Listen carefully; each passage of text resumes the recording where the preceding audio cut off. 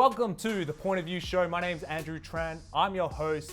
This show highlights business professionals in Asia and around the world to get an understanding on what makes them effective, how they do it, and advice to help you grow in leadership, branding, marketing, and sales. For more information, head over to my website, www.andrewtran.asia. Before we get into it, smash that subscribe button and click notifications whether or not you're listening or watching this. It helps me a ton and it helps other like-minded people find these episodes a lot easier. Now let's get on with the show. Sally, how's things going?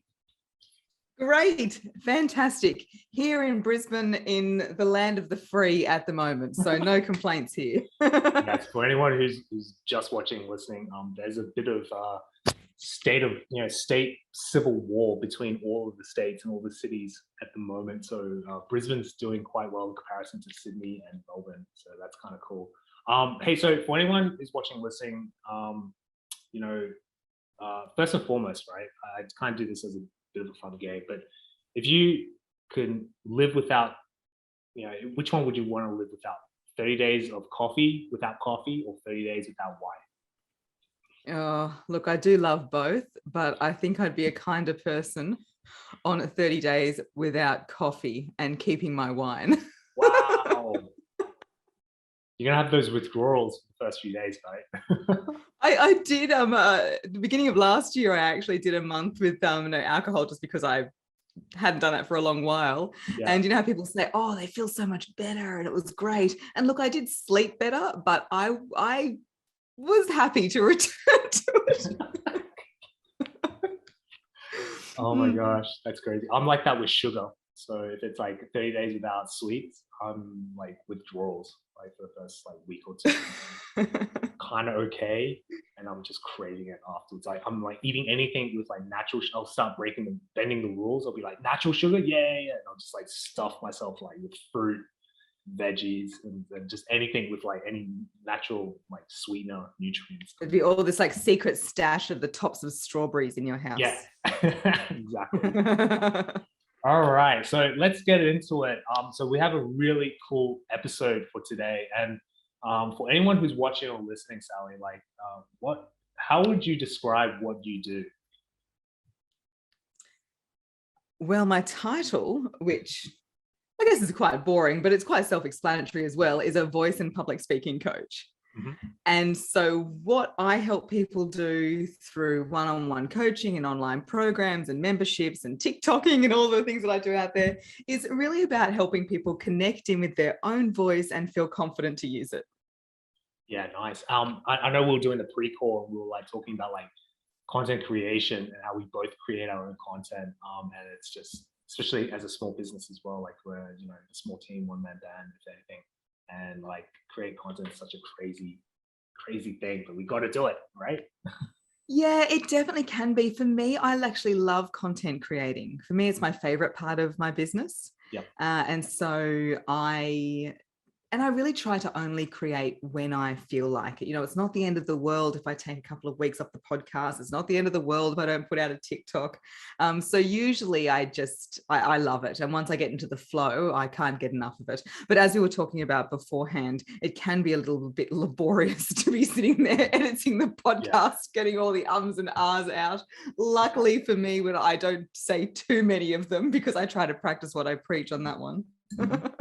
Yeah, you have a super interesting background. And for anyone who's watching, listening, like look in the show notes, like check her out on LinkedIn. Like her background is, it's almost like you've worked for every radio and TV station ever in Australia, right? Like there's no station you haven't worked for, which is kind of cool.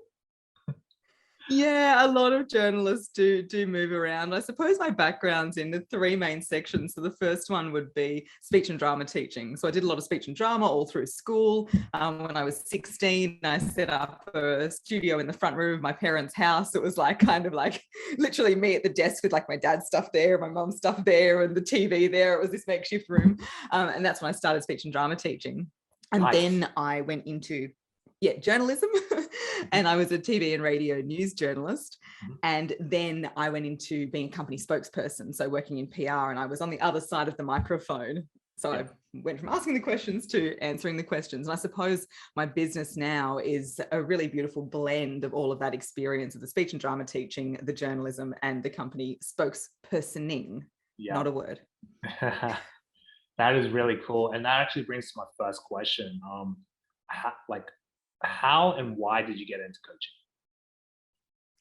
Yeah, it's an interesting question because I feel over time I've moved from teaching into coaching. And there's a real difference between the two. From a young age, I've really, really loved giving advice. And even now. Unsolicited? You give me, especially a young woman between high school and uni, watch out. You're going to see me coming. I'm not going to be able to help myself, but just pour all this advice to you. And I've always really been interested in this in public speaking, always done a lot of it and enjoyed the passing on of the knowledge. And maybe it's one of the ways that I really solidify my own knowledge. They say, by teaching it to others, you understand it better yourself. Yeah. So I did that all the way through. And when I was a journalist, I was helping journalists on the side with their voice because they'd say, "Oh, Sal, how do you have that voice?" And I'd be like, "Oh, I don't know." Think back to my training and what I was doing, and then I'd share that. And then even when I was in PR in my corporate job, I remember one day I finished up with a meeting and I walked outside and somebody who I hadn't spoken to that much said, "Oh, excuse me, Sal, how do you always say what you want to say in meetings?" And I remember thinking that question was very unusual because a lot of the time I was focusing on not talking too much because I'm the one that dominates the meeting. So I was like, "Listen, don't talk too much." And I said, what do you mean? Don't you say what you want to say in meetings? And she said, "Oh, look, I write down what I want to say, but then I find it hard to find the right time to go in. And then when I start, I get interrupted." And I said, "Look, we can't have this." So that day for lunch, we're sitting in the kitchen. I was giving her all these tips on things that she could do to make her point better in meetings. Sure enough, a couple of days later, "Oh, Sal, what you shared with me really helped." And so this started to happen more and more. People asking for advice, me giving it, and making a real difference. And that's what really prompted me to set up my own business doing that. And as I mentioned earlier, the difference between teaching and coaching, the teaching, which is what I started doing, is more that transfer of information. So you want to learn this, look at my metaphoric whiteboard. Here are all the points of things you're going to learn. Whereas coaching is much more about holding the space for the person and allowing them to come to their own conclusions about things. And so in the past, and of course, don't think if you come to me, you're not going to learn anything. Of course, my courses are that very teaching style of in order to produce a big, loud, strong voice, you need to do X, Y, Z. But especially with my one-on-one clients, when you're coaching, it's about the certain questions that you'll ask and listening to the answers that come out and then being able to guide them to that next step. Yeah, that's a good point. And that kind of leads to the second point about what makes a world-class kind of presenter in your opinion. I believe there are many factors to it, but the main one is connecting with their own voice. I believe people who connect with their own voice connect better with others.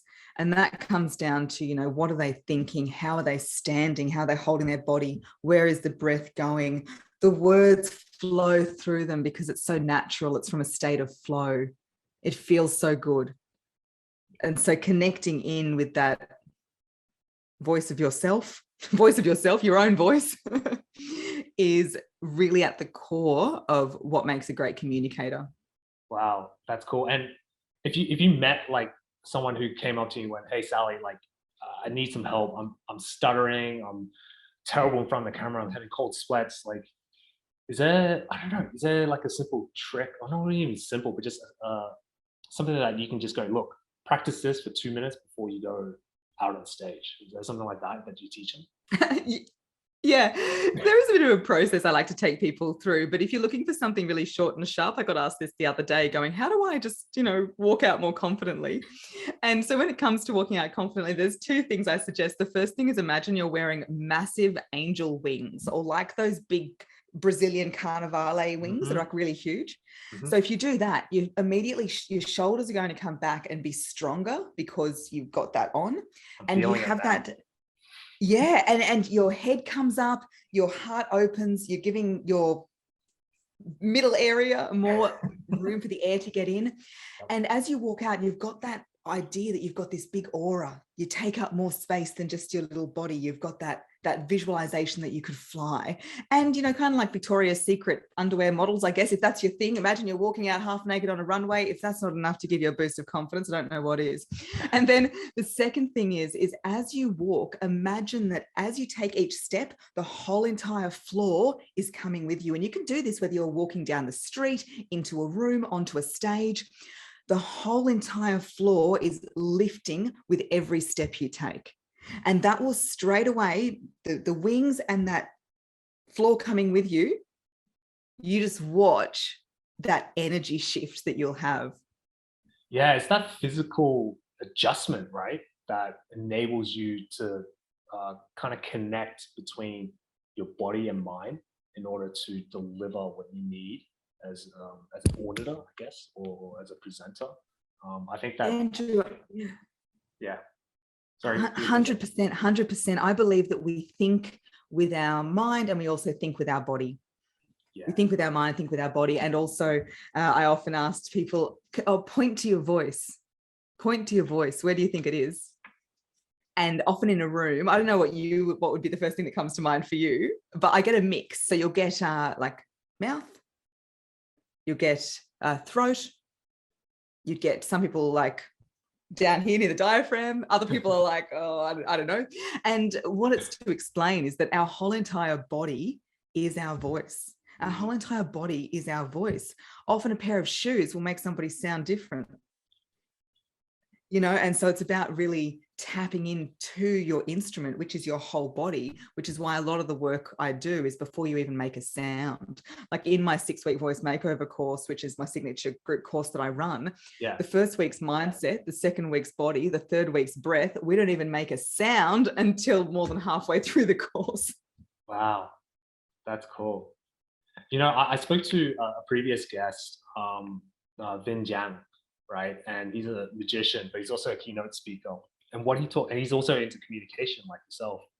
And one of the things that he talks about is like vocal archetypes, depending on who you're speaking to, like whether or not you're a senior leader speaking to a board of executives and having to, you know, get your point across, or if you're a manager, having speaking to your producers so that they're able to deliver. Like there's a different type of voice, similar to the way we speak to a little kid versus you know, an adult, for instance. Like, is that something that you kind of do with your 6-week kind of transformation as well?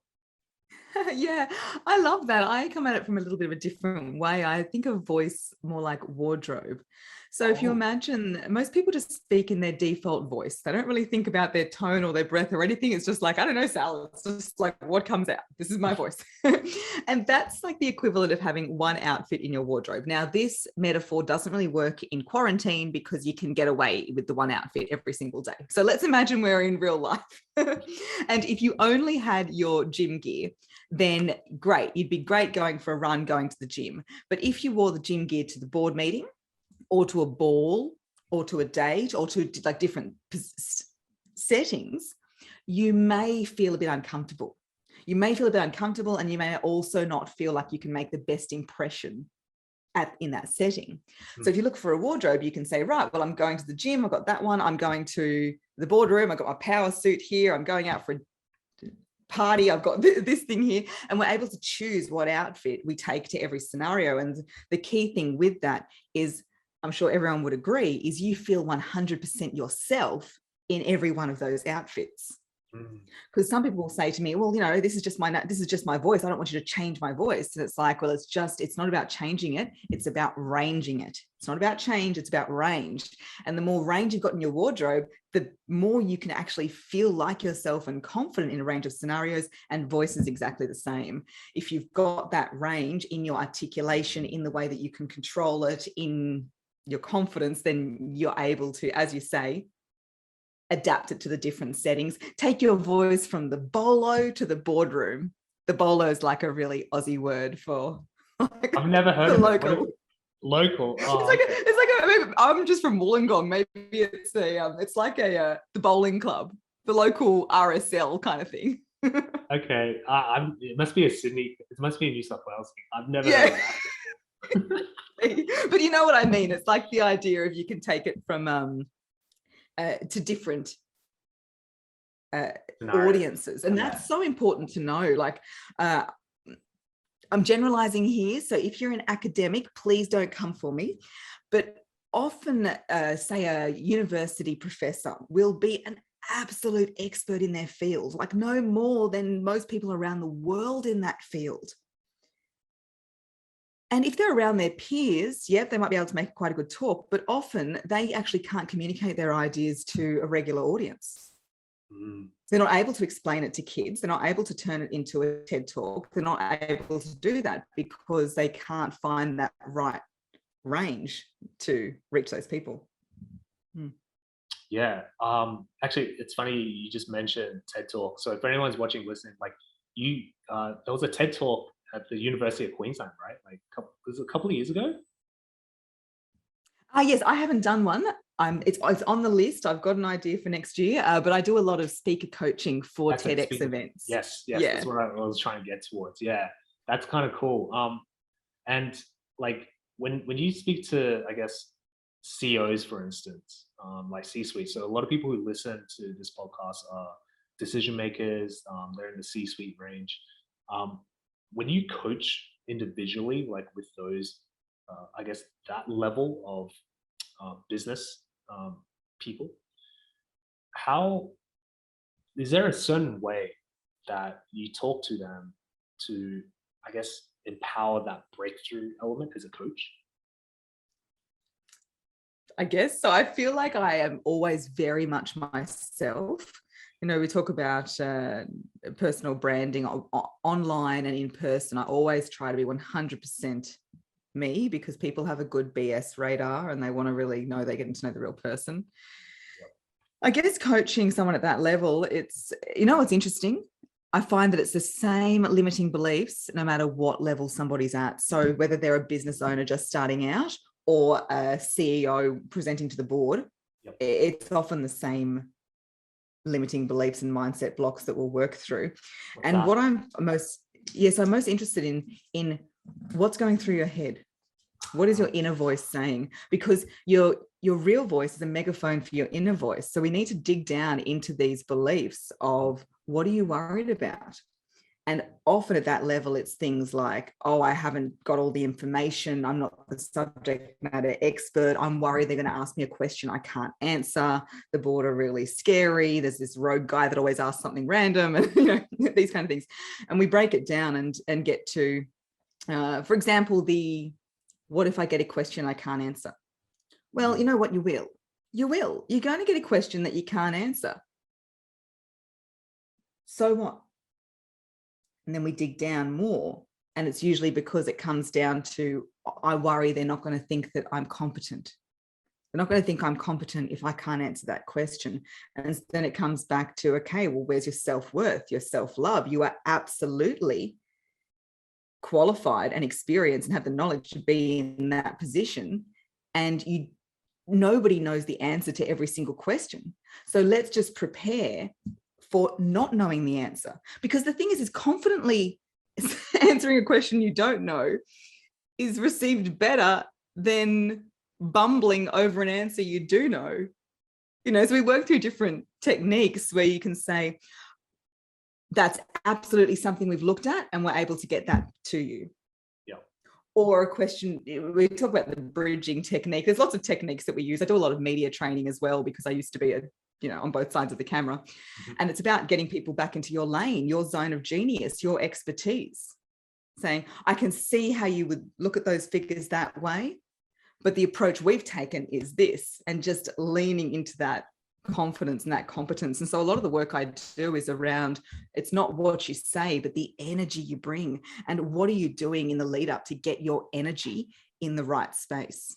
Yeah, that's cool. Breathing, physical exercises, preparing yourself. In the corporate world, something that I still can't believe is that this back-to-back meeting mentality. This back-to-back meeting mentality is craziness. And okay, so when I do a keynote, Yep. I am planning for not the content. I do the content in advance, but I'll be preparing for that keynote the whole entire day. The whole entire day.